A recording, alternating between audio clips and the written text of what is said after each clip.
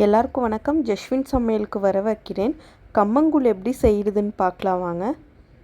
கம்பை அரை மணி நேரம் ஊற வச்சுட்டு வடிகட்டி எடுத்துக்கோங்க. 1 கப் கம்புக்கு 1 கப் தண்ணி ஊற்றி நல்லா மிக்சியில் அரைச்சிக்கிறேன். தேவையான அளவு உப்பு போட்டுக்கோங்க. ரொம்ப நைஸாக அரைக்காதீங்க, குறை குறைன்னு அரைச்சிக்கோங்க. இப்போ ஒரு கிண்ணத்தில் போட்டு நல்லா வேக வச்சுக்கோங்க. நீங்கள் குக்கரில் வைக்கிறதா இருந்தால் 1 கப் கம்புக்கு 3 கப் தண்ணி ஊற்றிக்கோங்க. 2 விசில் வர வச்சுக்கோங்க. நான் சட்டியில் செய்கிறேன். கரண்டி வச்சு ஒரு வாட்டி இந்த மாதிரி கலந்து விட்டுக்கோங்க. நல்லா கொதிக்கட்டும்.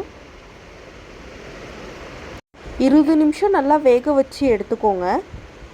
நல்லா வெந்தது ஸ்டவ் ஆஃப் பண்ணிக்கோங்க. மூடி வச்சு மூடிடுங்க.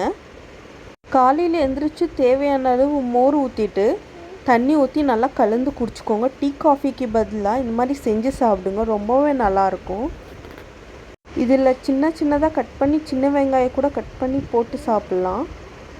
இந்த மாதிரி செஞ்சு பாருங்கள், ரொம்பவே நல்லாயிருக்கும், ஹெல்த்தியாகவும் இருக்கும். இந்த மாதிரி நல்லா கட்டிக்கும், ஆனால் நல்லா தண்ணி ஊற்றி கலந்துக்கோங்க.